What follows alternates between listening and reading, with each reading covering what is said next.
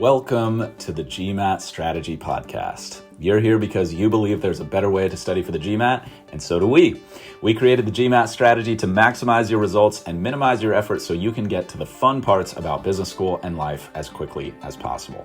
My name is Isaac Puglia, and I've been teaching GMAT classes and tutoring privately for the GMAT for almost a decade, and I've achieved a 99th percentile score on the GMAT and helped thousands of students get into the business schools of their choice.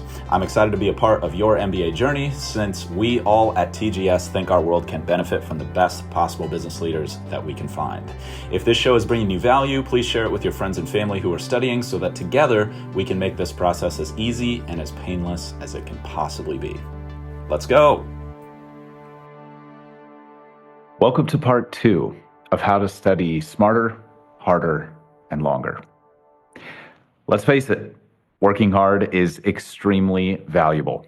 In a world where the company that delivers for its customers better than anyone else generally wins, being able to do hard things in service of other people has a ton of value. I mentioned this last time, but just to reiterate, I'm not saying that you have to work hard to be successful. But it's worth noting how many successful people preach about working hard and its value, so there is definitely strong positive correlation between working hard and success in business. I also mentioned that I might not be the best at this, but I also haven't found a satisfactory explanation, so I'm going to give one to the best of my abilities. If you're better at this than I am, then please let me know how you think I can improve. I also mentioned that nobody ever taught me exactly what working hard was or how to do it. But a lot of people told me to do it, and not knowing what they meant exactly cost me a lot of time and many lost opportunities. I'm going to do my best today to save you from that. Having said all that, let's make a very important point before we begin. Working hard by itself may not make you successful. Plenty of people work hard their entire lives and never attain what anyone would call success. We definitely don't want that to be you. That's why we led off with working smart last time. Working smart, which we defined as doing the right thing at the right time in the right way, is much more important than working hard because by itself, working smart creates leverage. You accomplish more with less. But once you have leverage, the more force you can apply, the more of a result you can generate. That's what we're going to teach you how to do today. I do want to give a caveat that some of you work too hard. And if that's you, check out the Balance for High Performers episode linked below. When you know how to create balance, you can work extremely hard without damaging your health. Because health is generally the most important aspect of people having what they want, let's define working too hard as damaging your health. In my experience, all the hard work in the world won't pay off unless you have the physical capacity to enjoy the results.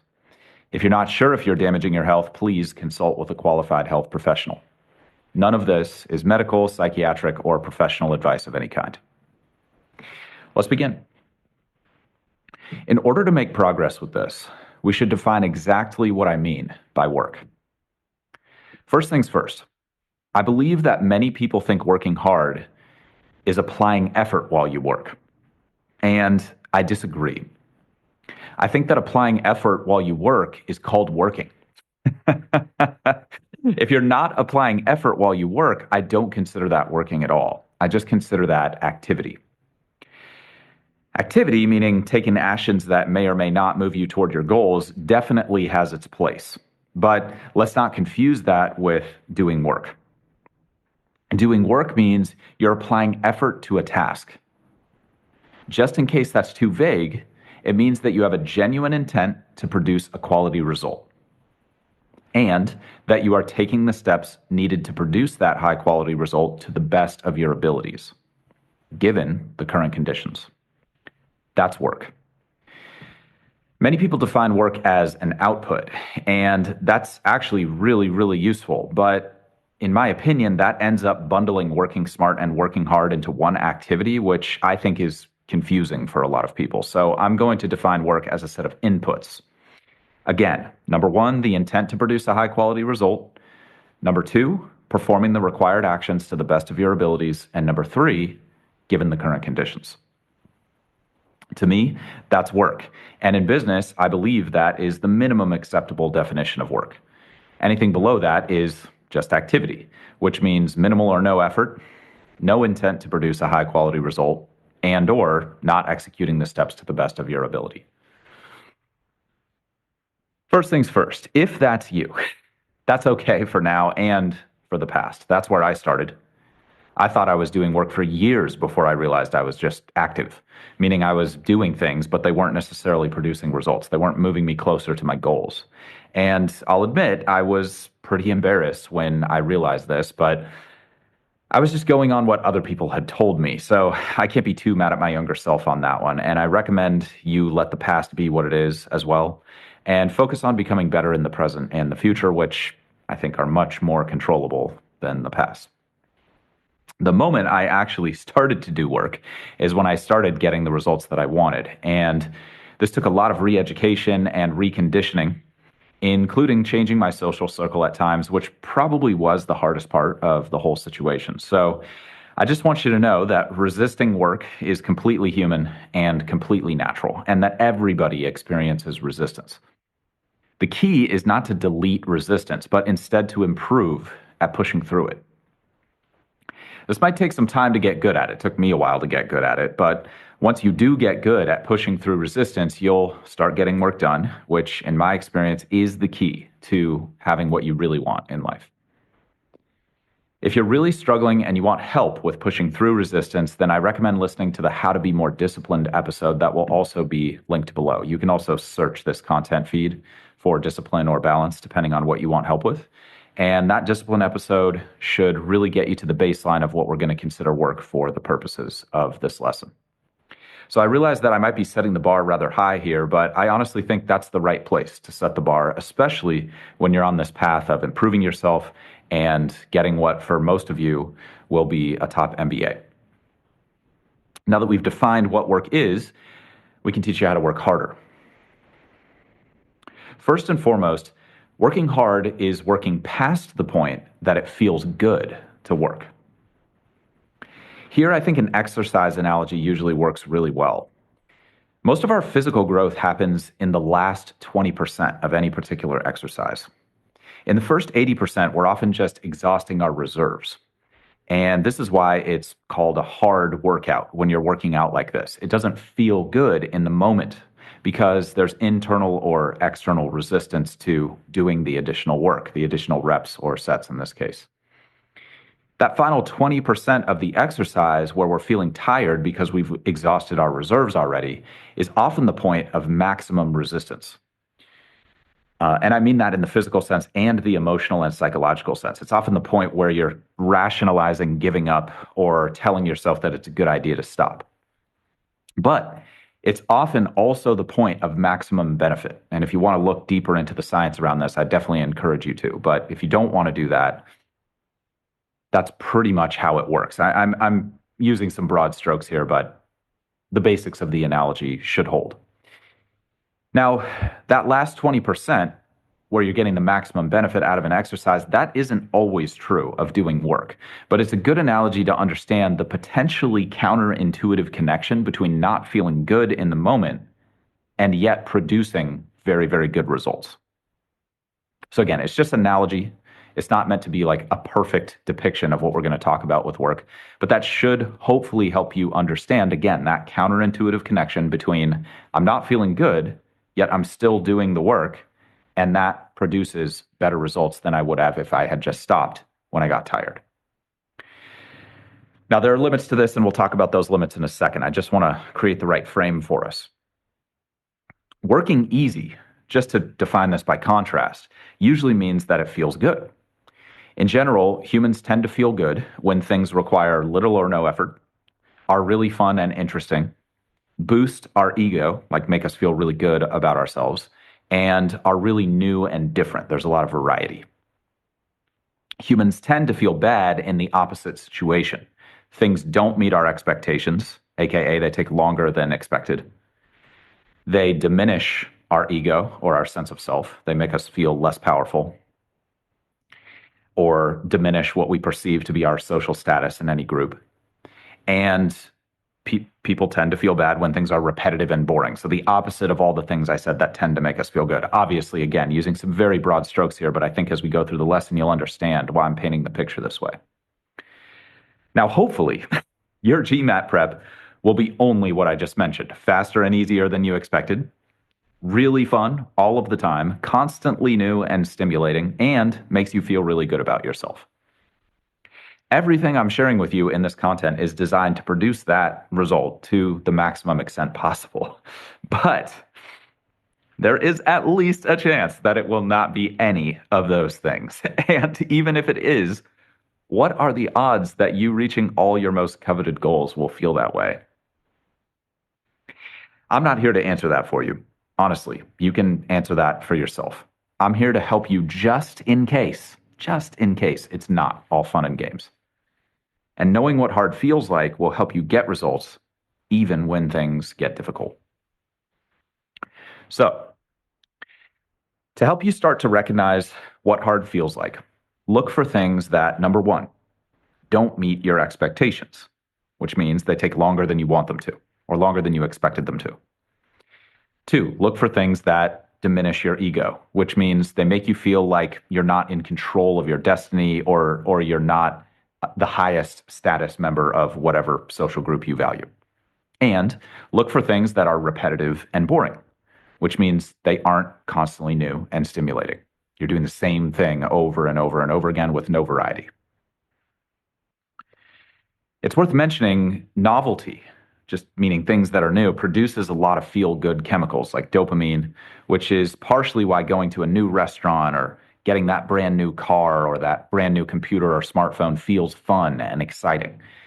The opposite of this causes those feel-good chemicals to go away. That's why hard work is often called hard. It doesn't feel easy, empowering, or new. Chemically, you might even be able to feel all those happy chemicals dissipating when you do things that don't meet your expectations, that diminish your ego, and that are repetitive and boring. Okay, I can certainly feel that when the going gets tough. Now, obviously, there are times when we want things to be easy, boost our ego, and be new and exciting.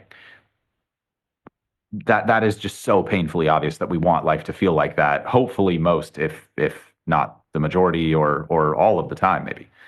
Weirdly, though, creating those experiences often requires experiencing the exact opposite for a little bit. Again, think about how you feel during the workout versus how you feel after the workout. That can be a good analogy for what I'm describing here. So to clarify, working hard is working, one, longer than you expected to, two, to an extent that might make you feel weak or low status or incapable or like you're not capable of making your dreams come true, and three, doing the same thing over and over again, even when it's not fresh, new, or exhilarating anymore. That's hard work. Okay, work is applying effort to the intended task. I already defined that. Working hard is usually these three things that tend to make us feel bad as human beings. When I say working hard, that's what I mean. I don't mean that you work until you got tired. Everyone gets tired, whether they're working or not. People even get tired on vacation. If you simply work until you're tired, that's usually an average level of effort. And that's what most people do. They work until they're tired and then they stop. Working hard means you continue to work past the point that it feels good to work anymore. Now, there's absolutely nothing wrong with stopping when you're tired, and I'm not here to shame anybody. It's all about what you want out of your life. I am here to say that stopping when you're tired is definitely not going to help you work harder. That's the purpose of this episode. If you don't want to work harder, if you feel that you are working hard enough, or you're working too hard, maybe this just is not the episode for you.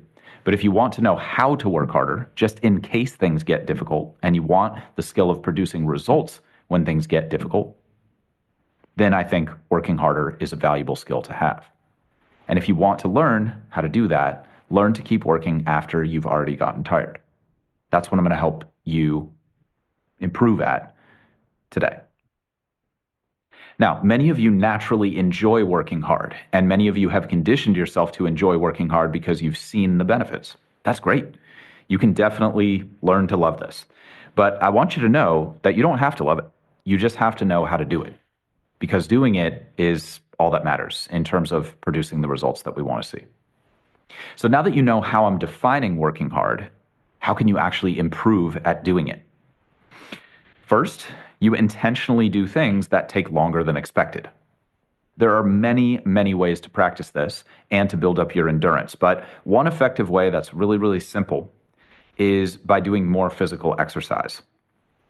So what I recommend here is go to the point when you get tired where you would normally stop, and then, very importantly, as long as you're not in danger of injuring yourself, do about 10% more than what you just did. If you got tired at 10 sets, do 11 sets. Again, as long as you're not at risk of injuring yourself. If you're at risk of injuring yourself, that's not worth it. You should stop and come back another day when you're ready to push yourself a little bit more. Extending this example, if you normally stop at 3 miles because you feel like you're too tired, push yourself to see if you can do 3.3 miles. Again, avoid injuries at all costs, but when you can do 10% more, do 10% more than you normally would, or at least 10% more than when you get tired and normally would tell yourself to stop. This is a healthy, normal way of pushing the boundary a little bit at a time.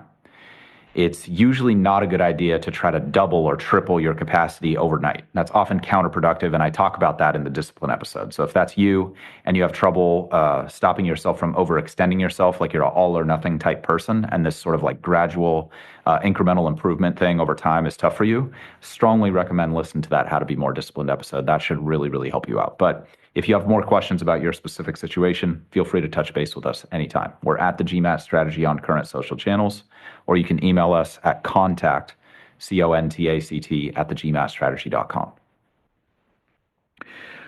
Working longer than expected is a skill you may not be good at first. I wasn't. I was terrible at this. Embarrassingly terrible. But like so many things, you will definitely get better over time if you practice, and that's how I've gotten better over time, and that's how I'm still getting better to this very moment. Perhaps obviously, you can apply this 10% technique to many, many different things. If you normally feel quote unquote over it after preparing a meeting for an hour, challenge yourself to prepare for an hour and 5 minutes. If you would normally stop working on a project after 10 hours due to fatigue, or you're just done with the project, feel like you can't look at it anymore, see what you can accomplish with an additional hour. The point is to go beyond expectations on a regular basis. Most people feel resistance to that. Learning to handle that resistance is how you get stronger. Because if you have the skill of moving beyond expectations, you should be able to work harder than you were able to work yesterday. If you continue to practice, completing tasks that take longer than expected will be a skill that you can deploy whenever you want to. That skill can make you extremely effective at producing results in difficult situations. And producing results in difficult situations is super, super valuable on many, many, many fronts. You want to make more impact. You want to make more income. You want to have more satisfaction, more fulfillment. You want to give more. All of this stuff will help you with that. So that's thing number one you can do to improve at working harder. Intentionally do things that take longer than expected. Second thing you can do to improve your ability to work hard. Intentionally do things that hurt your ego a little bit or make you feel a little lower status than you might be comfortable feeling. Just like working out, you want to avoid serious injury at all costs. It is not worth overextending yourself here. So if you're going to try this, start with a mild discomfort. That's how it should feel, rather than something that's going to be like so embarrassing you're going to struggle to recover. Don't do that. That's not wise. And that's not what I'm recommending either. Again, none of this is medical or psychiatric advice, so engage at your own risk, and please seek professional help if needed. If you're struggling, get professional help. I'm just sharing my opinion, which has definitely worked for me and has worked for thousands of my clients at this point. To be specific, here's what I recommend. Practice networking with people who are a lot harder working, more successful, and more accomplished than you are. This has many, many positive effects, but one of those positive effects is that you will get more comfortable spending time in environments that might not boost your ego. They might even hurt your pride a little bit, and you might start thinking maybe you're not accomplishing enough. Maybe you're not earning enough. Maybe you're not helping the people around you enough, and on and on and on and on. That's acceptable as long as you're not at risk of injuring yourself or like embarrassing yourself to the extent that it's like irrecoverable, or you need like, many hours of professional help to recover. That's not what I'm talking about here, okay? We're just going a little tiny bit outside the comfort zone. Now, eventually you'll realize, like I did, or I believe that you'll realize, that feeling this way is really not that big of a deal. In fact, pretty much everybody expects that you aren't going to be great at things that you haven't put a lot of time and energy into already. And people who are true masters understand the extent of time and energy that's involved in mastery. So even if you've put a tremendous amount of time and energy into something and you're still not quite where you want to be, that does not mean you're not going to get there. What's true of these situations is if you keep putting in time and energy, you can have most, if not all, the things that you really, really want. But you have to start somewhere. And the vast majority of us do not start at the top of our field, not even close, or at the top of any field for that matter. And if you don't actively practice being okay with this part of potentially hard things, you'll probably be less skilled at handling situations that don't make you feel good about yourself. Maybe they diminish your sense of pride. You're embarrassed to yourself in the practice room. Oh, I can't believe I got that problem wrong again. Those kinds of things happen all the time when you're studying for the exam. And for sure, being around super successful people, however you define success, by the way, it could be people who have a bigger impact on society, if that's your thing. It could be people who just like have deeper, better relationships, like whatever. It could be defining success however you want to. And being around people like that, it's not the only way to get more comfortable with this, okay? There's plenty of different ways that you can engage with this thing that like maybe hurts your pride just a touch, just to get used to that feeling and realize like it's okay. You're going to make it. If you keep applying effort, everything gets better. It's just a way, this whole like getting around people who are more successful than you are, however you define that, it's just a way that I've found that this is like useful, that you can build this skill over time, and it's kind of fun. And a lot of times you learn super, super valuable things by hanging out with these people, like big mindset shifts that can help take you to the next level in whatever arena that you want to level up in. Okay, it's something I've made extensive use of and still use it to this very moment. So 2 things so far that we've talked about that can help you work harder. Number 1, intentionally doing things that take longer than expected. Number 2, intentionally putting yourself in situations where you maybe don't feel the best about yourself. Those are things that people usually don't feel good about. And if you can handle those bad feelings, you'll be able to work past the point where it feels good to work.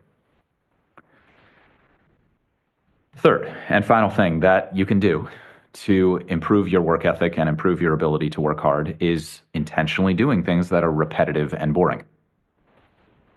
One of the best ways that I've found to practice this is by rereading the same book 10 times in a row. When you're hating it, you know it's working. And I don't necessarily mean your favorite book. I mean like a nonfiction book that you're reading simply for the technical skill of it, not necessarily even the joy of reading itself. Okay, because I don't want you to ruin reading your favorite book by reading it 10 times back to back. And also it might be a little bit too enjoyable to like push you out of your comfort zone, if that makes sense. But pick a skill that you really want to master, get the best book that you can in that, and read it 10 times in a row. When you finish it the first time, start again at the beginning. When you finish it the second time, start again at the beginning. When you finish it the third time, start again at the beginning, okay? Now, rereading books like this has also many, many, many side benefits. But it also has the potential benefit of being fairly unpleasant at times. And many, many people resist doing things that are repetitive and exactly the same over and over and over again. So some interesting research on this shows that when we do tasks that initially seem unpleasant, that we feel emotional or maybe even physical resistance to doing, we actually grow the part of our brain that allows us to sustain unpleasant tasks. Super, super interesting research if you want to look into this. Again, obviously there are limits to this, and definitely consult a professional psychologist or doctor if you're struggling emotionally or physically. Having said that, intentionally doing things that are repetitive and boring in the right quantities is like a workout for your brain. You don't have to love it, like I said, but you will definitely benefit from having the skill of continuing to work on something long after it's new and interesting. Many tasks that make great businesses great are repetitive and potentially boring. If you have the skill of handling that gracefully, you'll be able to produce great results when things get challenging, which again is super, super valuable. Now, perhaps obviously, studying for the GMAT when you don't feel like it and when the conditions are not ideal also helps you build this tolerance. It's excellent practice for all of these things that I just mentioned. But I have found that the above things that I just talked to you through, the recommended exercises, are simpler and the stakes are much, much lower. So I like to recommend these things for people who are just starting to build up their work ethic or who have a really strong ethic but are looking to push themselves to the next level. A lot of times it's the simplest exercises done with the proper intent and with the proper number of repetitions that really produce the maximum benefit that you're looking for. Now, if you feel that you really lack work ethic, do all the above and see what helps you the most. Eventually, that should map really, really well to your GMAT studying as well, especially if you feel like you struggle to push yourself during your GMAT studies. Now, if you're already an expert in all of the above, then consider some things that you've been resisting doing. And consider leaning into doing those things on a regular basis to stretch your comfort zone and grow your work ethic as well. You don't have to use the practices I just talked about. You can just internally reflect what's that thing that you've been putting off, that conversation that you've been putting off, that deal that you've been putting off, that project you've been putting off. You don't have to set aside 5 hours a day to engage with that stuff. Even 10, 15 minutes a day can take you far, and I've had tons of success with that, even as my work ethic has grown over the years. Let's summarize. Working hard is working during times you don't feel like working. This definitely and especially includes working when you promised yourself that you would, even though you might be tired, not feeling confident that you can achieve your goals, or would rather be doing something else that feels better or is new and exciting. Working during those times usually doesn't feel good in the moment, and we talked about why, but that doesn't mean it's not the right time to work. And the more you practice, the better you'll get at it. As we wrap up, it's probably worth mentioning that there is a positive feedback loop between the skill of working hard and the skill of working smart. Because once you identify what the biggest opportunity is when you're working smart, again, I taught you how to figure out what is the right thing to be focusing on at the right time in the right way last time. Once you figure out what that right thing is, in order to focus on it, you usually need to stop working on other things that you might want to work on, even though they're not the smartest use of your time. Most people find that hard to do because it doesn't feel good to ignore stuff that you want to focus on, that you're emotionally compelled to work on, in order to focus on something boring, repetitive, or that makes you feel like you're not great at it. Having said all that, if you want to go to one of the best business schools in the world and become more valuable as a contributor in your field, I strongly recommend building the skill of being able to work on these things, and have now hopefully given you some great ways you can practice that skill and improve at it. That's how you work harder. It is not rocket science, but it's also not easy by definition to do. If you improve the skill of doing things even when you don't feel like doing them, by intentionally doing things that you have a natural resistance to, you will probably become a more valuable contributor to the teams that you want to contribute to. If you have questions about any of this, feel free to touch base with us anytime. Again, we're at the GMAT Strategy on current social channels, or just shoot us an email, contact@thegmatstrategy.com. As always, my greatest hope is that this material will make your studies as easy and as painless as they can possibly be. If you want more tips and strategies for optimizing your performance on the GMAT, please head to our website, thegmatstrategy.com, which is linked in the description of this content, and check out our free video on how you can reach your dream GMAT score in half the normal time. In the meantime, this is a regular show, so please subscribe and please stay positive and stay consistent with your studies. Talk to you all soon.